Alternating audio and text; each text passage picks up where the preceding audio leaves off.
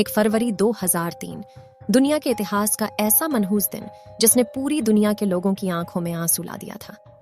इस दिन STS 107 में सवार कल्पना चावला और उनके 6 क्रू मेंबर्स के पृथ्वी पर लौटने के वक्त स्पेस शटल के साथ जलकर जान चली गई थी। लेकिन क्या आपको पता है कि इस स्पेस शटल के लॉन्च के अगले ही दिन इसे अंतरिक्ष में भेजने वाली अमेरिकी स्पेस एजेंसी नासा को इस बात का अंदाजा लग चुका था कि आगे क्या होने वाला है, लेकिन फिर भी उन्होंने अपने एस्ट्रोनॉट्स को इस बारे में जानकारी क्यों नहीं दी। और लॉन्च से पहले कई बार इस कोलंबिया स्पेस शटल में टेक्निकल प्रॉब्लम आई थी, तो इसे आखिर लॉन्च किया ही क्यों गया और क्या कल्पना चावला को बचाया जा सकता था? अगर आपके जहन में भी इस स्पेस मिशन को लेकर यह सवाल आते हैं तो पूरा वीडियो जरूर देखिएगा। आप देख रहे हैं GK दृष्टि यूट्यूब चैनल। सबसे पहले बात करते हैं कि 17 मार्च 1962 के दिन हरियाणा के छोटे से गांव में जन्मी कल्पना ने अपने जीवन में अमेरिकन एस्ट्रोनॉट बनने का सफर कैसे तय किया था। 4 भाई बहनों में सबसे छोटी कल्पना बचपन से स्पेस में जाना चाहती थी। उन्होंने अपनी प्राथमिक शिक्षा टैगोर बाल निकेतन स्कूल से की, जिसके बाद कल्पना ने पंजाब में इंजीनियरिंग, चंडीगढ़ से एरोनॉटिकल इंजीनियरिंग में पढ़ाई शुरू की। साल 1976 में एरोनॉटिकल इंजीनियरिंग में बैचलर की डिग्री हासिल करके कल्पना देश की पहली एरोनॉटिकल इंजीनियर बनी। साल 1984 में कल्पना ने अमेरिका की यूनिवर्सिटी ऑफ टेक्सास से एरोस्पेस इंजीनियरिंग में मास्टर्स की डिग्री हासिल की। इस दौरान उन्हें जीन पियरे हैरिसन से प्यार हुआ और 1983 में दोनों ने शादी कर ली। फिर 1988 में कल्पना ने यूनिवर्सिटी ऑफ कोलोराडो में एरोस्पेस इंजीनियरिंग में PhD की पढ़ाई पूरी की। उसी साल उन्होंने नासा स्पेस रिसर्च सेंटर में काम करना शुरू किया। 96 में कल्पना को अमेरिका की सिटीजनशिप मिल गई और कल्पना की मेहनत और दृढ़ निश्चय देख नासा ने 1994 में उन्हें अंतरिक्ष यात्रियों के 15वें समूह में शामिल किया। 19 नवंबर 1997 के दिन अपने 6 क्रू मेंबर्स के साथ कोलंबिया स्पेस शटल में बैठकर कल्पना ने पहली अंतरिक्ष उड़ान भरी। STS 87 नासा से जाने वाले इस मिशन के दौरान कल्पना ने स्पेस में 15 दिन और 16 घंटे बिताए और 5 दिसंबर 1997 के दिन इस स्पेस शटल ने धरती पर सक्सेसफुल लैंडिंग की। इस मिशन को पूरा करने के साथ ही कल्पना चावला अंतरिक्ष में जाने वाली पहली भारतीय महिला बन चुकी थी। कल्पना के इस मिशन की सफलता देखते हुए 2001 में नासा ने कल्पना को एक और स्पेस मिशन के लिए चुना, जिसे STS 107 नाम दिया गया। लेकिन इस मिशन के दौरान यूज किए जाने वाले कोलंबिया स्पेस शटल में बार बार आ रही तकनीकी खराबियों की वजह से इसके लॉन्च को पूरे 18 बार पोस्टपोन्ड किया गया था। 2 साल तक नासा ने इस शटल में आ रही अलग अलग खराबियों को ठीक किया, लेकिन नासा यह मानने को तैयार नहीं थी कि शटल स्पेस मिशन के लिए फिट है, बस वैसे बनाई जा रही थी। और फाइनली नासा को लगा कि स्पेस शटल अब मिशन के लिए पूरी तरह से तैयार है और 16 जनवरी 2003 के दिन इसे लॉन्च करने का निर्णय लिया गया। इस लॉन्च के दौरान क्रू मेंबर्स काफी खुश दिखाई दे रहे थे, क्योंकि उनमें से कुछ क्रू मेंबर्स जिंदगी में पहली बार स्पेस में जा रहे थे। लेकिन उन्हें यह पता नहीं था कि उड़ान उनके जीवन की पहली और आखिरी उड़ान होगी।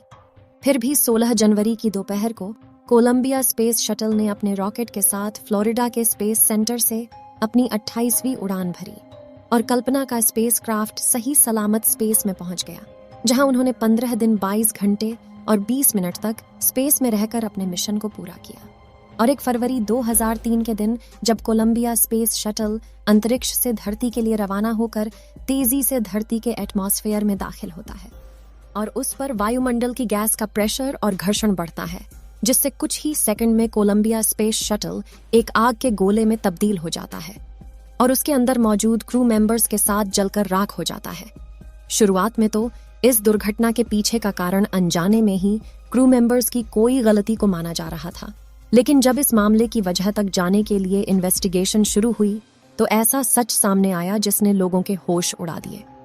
इस जांच के मुताबिक जब कोलंबिया स्पेस शटल अपने रॉकेट के साथ उड़ान भर रहा था, तभी उसके एक्सटर्नल फ्यूल टैंक की बाहरी सतह पर लगाए हुए इंसुलेशन का बड़ा सा टुकड़ा करीब 800 किलोमीटर की रफ्तार से शटल के लेफ्ट विंग में फंसा रहता है, जिससे उस विंग पर लगी रन फोर्स कार्बन यानी RCC की कोटिंग में 10 इंच गहरा गड्ढा बन जाता है।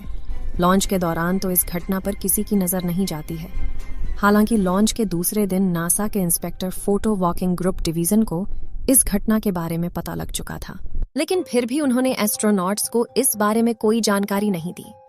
लेकिन ऐसा क्यों? क्या यह उनकी लापरवाही थी और क्या कल्पना चावला और उनके क्रू मेंबर्स की जान बचाई जा सकती थी? लेकिन उसे समझने से पहले इसके साथ जुड़ी बेसिक टोन्स को समझना होगा। दोस्तों, आप यह तो जानते ही होंगे कि जिस स्पेस शटल में एस्ट्रोनॉट बैठकर अंतरिक्ष के लिए रवाना होते हैं, उसे स्पेस में पहुंचाने के लिए रॉकेट का इस्तेमाल किया जाता है। रॉकेट को ग्रेविटी के अपोजिट ले जाने के लिए सबसे जरूरी होता है फ्यूल, जो कि दो तरह के होते हैं, liquid NRI fuel. Liquid fuel में लिक्विड ऑक्सीजन और लिक्विड हाइड्रोजन का इस्तेमाल किया जाता है। ये दोनों ही बहुत ही कम टेम्परेचर में ही लिक्विड फॉर्म में होते हैं, इसलिए इनका टेम्परेचर मेंटेन करने के लिए इसे एक्सटर्नल फ्यूल टैंक में भरा जाता है, जिसे अंदर और बाहर दोनों तरफ से इंसुलेशन फोम से कवर किया जाता है, ताकि बाहर की गर्मी फ्यूल पर असर ना करे। इस फ्यूल टैंक और रॉकेट के साथ स्पेस शटल को अटैच किया जाता है और बाहरी गर्मी से स्पेस शटल को नुकसान न हो, इसीलिए इस पर अनेक तरह की कोटिंग मटेरियल का इस्तेमाल किया जाता है, जिन्हें छोटी छोटी टाइल्स का आकार देकर शटल पर लगाया जाता है। स्पेस शटल के ऊपरी हिस्से में लगी व्हाइट राइस इसे 1200 डिग्री तापमान से बचाती है। इसके निचले हिस्से में लगे दो टाइल्स इसे करीब 2300 डिग्री की गर्मी से बचाती है और रॉकेट से निकल रही गर्मी का सबसे ज्यादा असर शटल विंग्स पर होता है, जिसे गर्मी से बचाने के लिए इन पर आरसीसी की टाइल्स लगाई जाती है, जो 100 से करीब 3000 डिग्री की हीट से बचाती है। और कोलंबिया स्पीड शटल के लॉन्च के दौरान हुई दुर्घटना से इसके विंग के इसी आरसीसी पैनल में करीब 10 इंच का छेद हो जाता है। अब 1 फरवरी 2003 के दिन जब कोलंबिया स्पेस शटल में कल्पना चावला और उनका क्रू पृथ्वी के वायुमंडल में दाखिल होता है, तो घर्षण से गर्म हवा शटल के विंग में हुए इस छेद से उसके अंदरूनी सतह तक पहुंचने लगती है, जिससे हर तरफ से शटल डैमेज होने लगता है और अचानक से शटल में सवार एस्ट्रोनॉट्स को एक खतरनाक झटका लगता है, क्योंकि शटल में ऑक्सीजन लेवल ड्रॉप होने लगता है, जिससे उन्हें सांस लेने में दिक्कत होने लगती है और ऑक्सीजन की कमी के कारण वे सभी बेहोश हो जाते हैं। इसी दौरान शटल में हवा का भारी दबाव होने की वजह से उनके शरीर का तापमान काफी बढ़ जाता है और शरीर में मौजूद खून उबलने लगता है, जिससे शटल के ब्लास्ट होने से पहले ही उनकी बेहोशी में ही मौत हो जाती है। जिसके कुछ देर बाद ही शटल भी एक आग के गोले में तब्दील हो जाता है और अपनी आखिरी उड़ान में जलकर राख हो जाता है। तो क्या इस घटना को वाकई में टाला जा सकता था? तो इस पर डेविड बेकर, जिन्होंने शटल प्रोग्राम में काम किया था, उनकी तैयारी के मुताबिक स्पेस शटल का तो पता नहीं, लेकिन क्रू मेंबर्स को बचाया जा सकता था। उनके मुताबिक नासा अगले ही महीने यानी कि 1 मार्च को अटलांटिस नाम का एक और स्पेस शटल लॉन्च करने वाला था। अगर नासा इस दुर्घटना को शुरू में ही सीरियसली ले लेता, तो शटल की प्रिपरेशन कुछ ही हफ्तों की जगह 4 हफ्तों में फिनिश करके रेस्क्यू मिशन के लिए लॉन्च किया जा सकता था। और कोलंबिया स्पेस शटल की बात करें तो इसमें एस्ट्रोनॉट को 30 दिनों तक जिंदा रखने के लिए सप्लाई भी था। वैज्ञानिक की इन्हीं थियरी की वजह से नासा पर कई सवाल खड़े हुए थे। आखिर उन्होंने इस घटना को सीरियसली क्यों नहीं लिया? दोस्तों, हमें इस घटना से यह सीख मिलती है कि एक छोटी सी गलती वाकई बड़ी दुर्घटना में तब्दील हो सकती है। इस वीडियो में हम किसी पर इस दुर्घटना का इल्जाम नहीं लगा रहे हैं, बस इसे हमने इंटरनेट पर मौजूद जानकारियों को इकट्ठा करके प्रस्तुत किया है।